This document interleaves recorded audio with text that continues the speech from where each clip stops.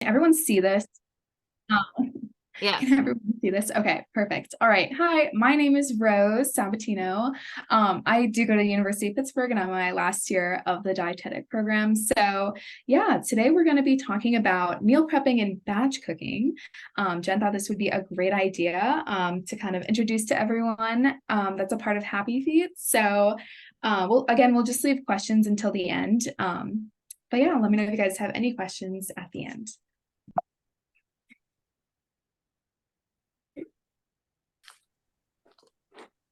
All right, so what is meal planning? So meal planning is just the act of thinking ahead for the entire week and just figuring out what you want to eat and then actually preparing it for yourself.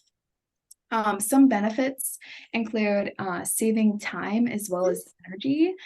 Saving time equals saving energy. So how it saves time is instead of cooking for yourself every day or every evening, you would allocate 1 or maybe 2 days a week to prepare different meals, whether it be all your lunches, all dinners, or maybe a few snacks throughout the week. And by doing that, it saves a lot of energy, whether it be after treatment, you're feeling really tired, fatigued, you don't really want to make a meal for yourself. So if you meal plan and you already have a meal in the fridge, all you have to do is take it out and reheat it and then enjoy it. In addition to that, it helps save money, not only by preventing yourself from eating out when you don't really have the time or maybe too tired to make something yourself, but also a main component of meal planning includes figuring out what you already have in the pantry or the fridge, and kind of constructing meals around that. So instead of going and taking a trip to the grocery store and buying every single item you need for a recipe, meal planning can, consolidate it and just make you pick out different ingredients that fit into what you already have at home. Additionally, it helps save money by reducing food waste. Food waste is just food that has either gone bad, whether it be like produce or like meals and leftovers that you've left in the fridge too long and they might smell bad or have even mold growing on it if it's been in the back of the fridge for a few weeks, and you throw it out. So with meal planning, it's designated meals that you're going to eat throughout the week. So the goal is to consume them and not throw them out. And then lastly, it can help benefit your health. So it really depends on what kind of meals you make. But if you're including, healthful foods, proteins, carbs, fruits and vegetables, it's really going to benefit your health in the long run. So where do you start? The first thing I would recommend is just looking at your calendar, figuring out what your plan is for the week. If you know that you have treatment on Monday, you're going to want to maybe plan a few more meals, maybe both lunch and dinner instead of how you just planned dinner the week before. Maybe you have lunch plans on Saturday, so you don't have to make or like plan ahead a lunch for that day. But just getting an idea of how busy you're going to be can really help you decide, first of all, when to prepare your meals. So if you have a treatment on a Monday, maybe you want to prepare the meals on Sunday. As well as how much to make. Again, if you have plans, maybe someone's bringing in lunch or you're going out to dinner, just knowing that you just don't have to make a meal for that day. Another tip, as I said before, is just taking inventory of what you already have, like in the pantry or the fridge, just so you can use what you already have and save money. And so you don't have to go to the grocery store every single week and pick out every little thing you need for a recipe. And then while you're taking inventory, it's also a great idea to just jot down some like meal and snack ideas based on what you already have. So maybe you can write down some things you have and surf the internet, see if there's any recipes that would like fit into what you already have. Or maybe you want to try something new and see if there's something you might already have in the pantry, such as like a spice or an herb, or maybe you just need milk for a recipe and you already have it. All right, so when you're constructing a plate, I thought it would be great to include what to actually, include on your plate. So it's really crucial that it's nice and well-rounded. So I thought it would be great to kind of think of it as including three main components. So this includes proteins, carbohydrates, which includes starches and grains, as well as a fruit and vegetable. So different high protein foods include like chicken, beef, nuts and seeds, which is easy to incorporate into like larger meals or even like little snacks throughout the day. Greek yogurt, tofu and beans, and bone broth is also really high in protein. And that can be used maybe if you're not feeling that well, maybe you're having trouble swallowing, or it's just like a great substitute, or even to add in with maybe chicken or beans or tofu if you're making like a soup. Some carbohydrates include like rice, pasta, quinoa, which is also high in protein, but it is a starch. Oats, potatoes, farro, anything you can find in the grocery store, right? Where all like the pasta and rice is. And then lastly is fruit or vegetable. And I kind of recommend just picking your favorite. There is no sense in forcing yourself to eat something you do not enjoy. If you don't like Brussels sprouts, don't eat Brussels sprouts. Pick what you like. So you can pick something maybe in season. If you're going by the farmer's market, you see a fruit or vegetable that's in season, grab it, you know you love it. But you know, kind of wanting to make meals that you know you're going to want to eat. It's always great to experiment, but you know, something that you know you're going to eat and then you're going to want to eat is always a great place to start. So I just put together a few examples for us. So the first one is a breakfast example. This is banana pancakes with nut butter. So this is like a protein pancake mix, so it includes both protein and a carb. Bananas are the fruit, and nut butter is just another form of protein that you can add on to this meal. So we have the protein, carb, and then a fruit in this meal, making it like very well-rounded.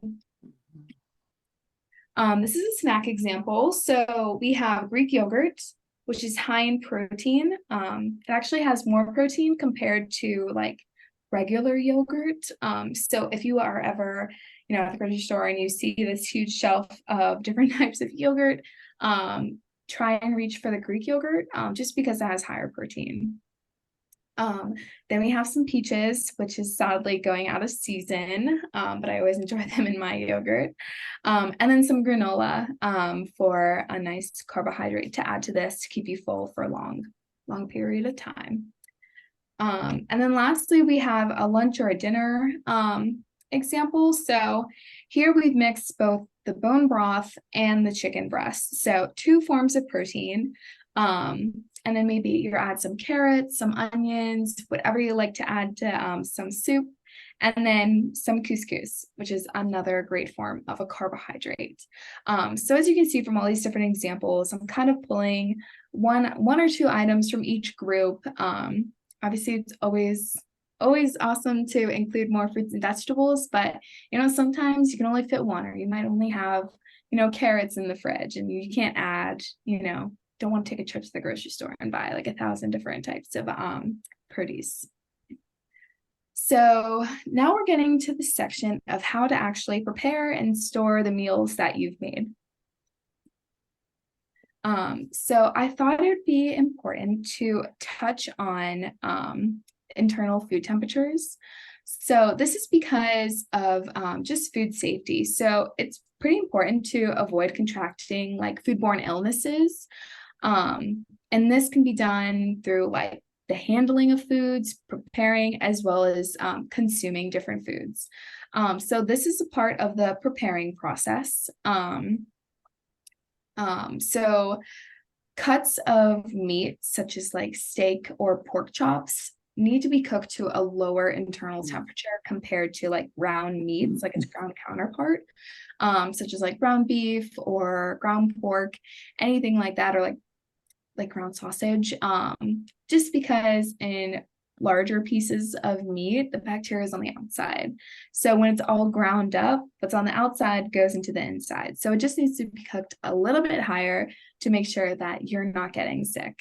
We can compare this to poultry, and this is all types of poultry. So this also includes like turkey. Some people don't always think it's a type of poultry, they just think chicken.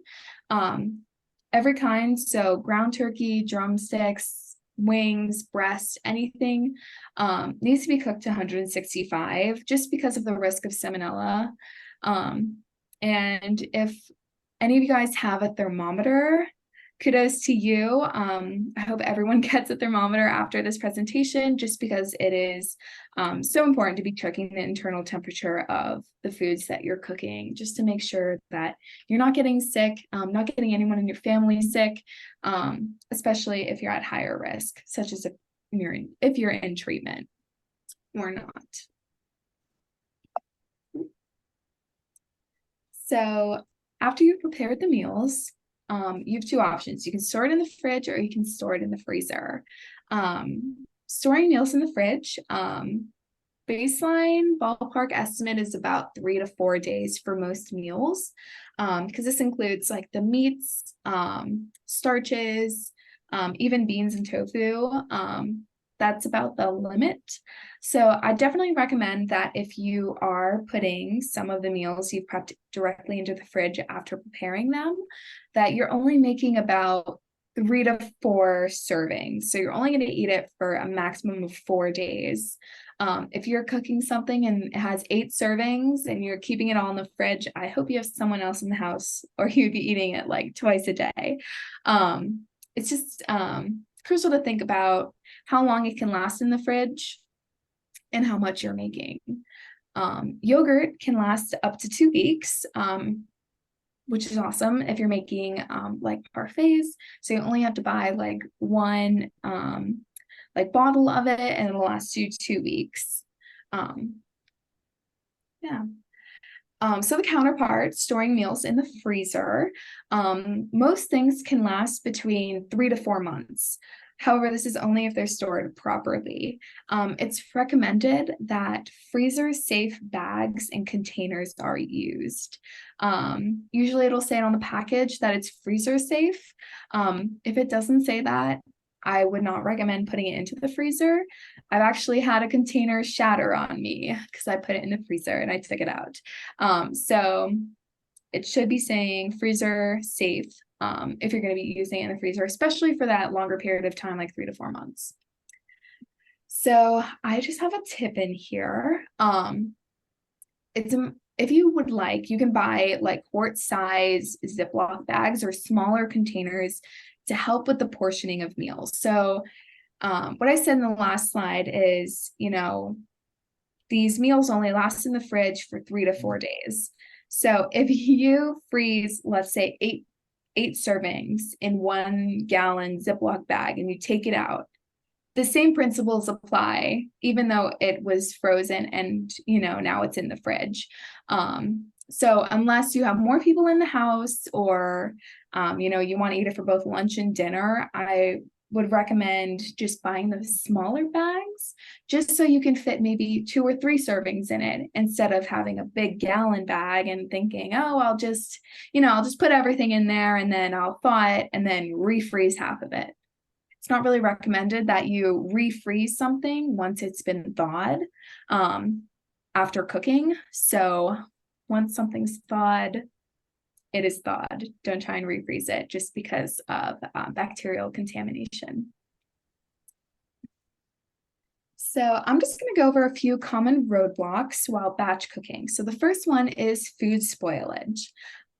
Maybe you prepped a few meals. Let's say maybe you prepped 8 meals and went bad in 4 or 5 days, and on that 6th day you're smelling something bad in the fridge. So some things I would recommend include cooking the smaller batches or using those smaller Ziploc bags or containers in the freezer, just so you have those 3 to 4 servings and you're not trying to stretch it till the end of the week.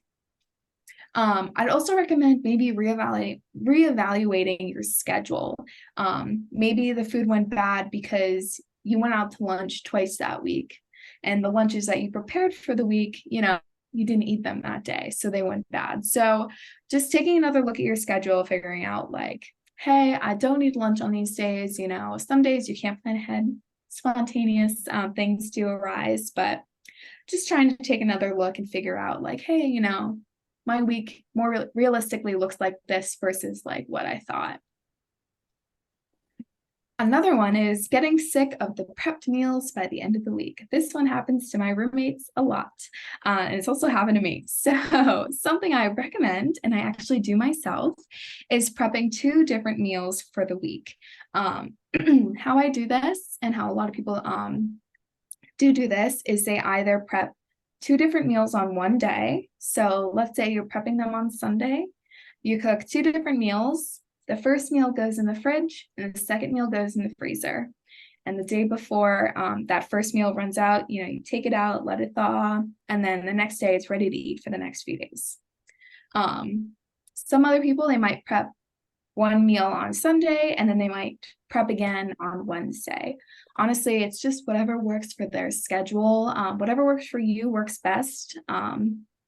Just because it works for one person doesn't mean it's going to work for you. So I'd recommend either trying to cook 2 different meals at the same time, which can, again, save time and energy compared to cooking on 2 days, but try them out and see what works best for you if you find yourself kind of getting in this rut of getting sick of your meals by the end of the week.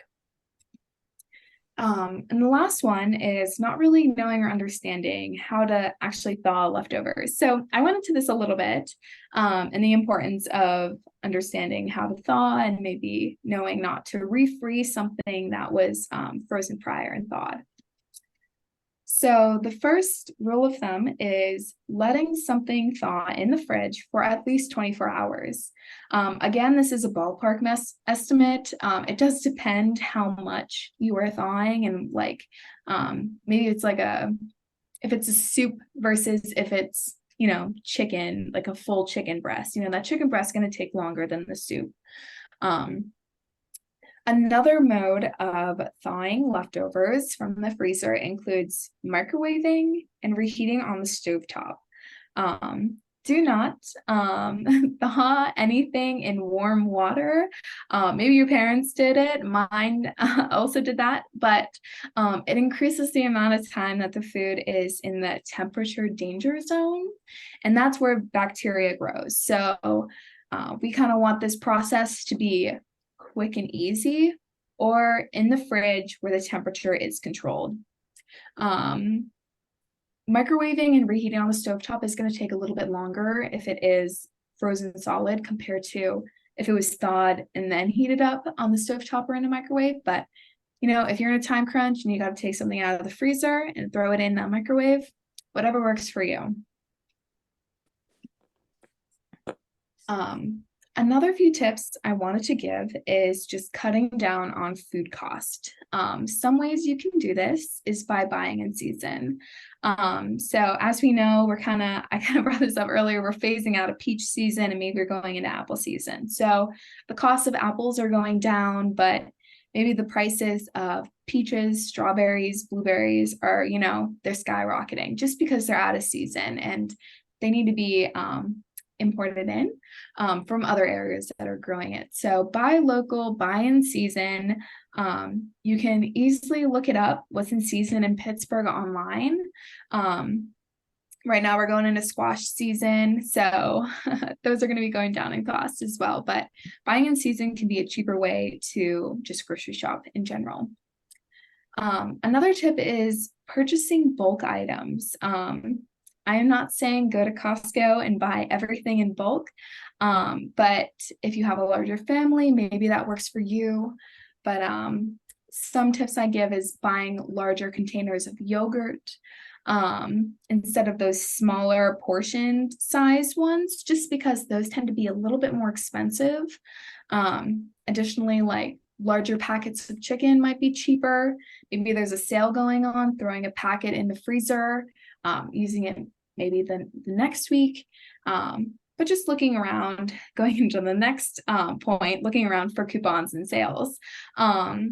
I know Giant Eagle sends out weekly ads that change on a weekly basis and tells you all the different sales that are going on that week. A few other stores do it. Some kind of advertise them in store.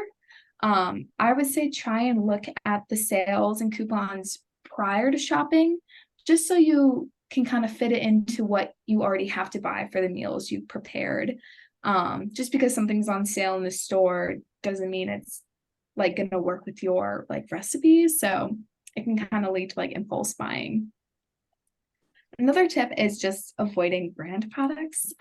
They taste the same as generic, but some things don't, and some people stand pretty firm on their beliefs that some things taste better as like the brand product. For me, it's Pop-Tarts. I don't buy off-brand Pop-Tarts whenever I have one. But whatever works for you, honestly, for a lot of things, the generic version is quite literally the same as the on-brand one. And they're also cheaper, as we all know.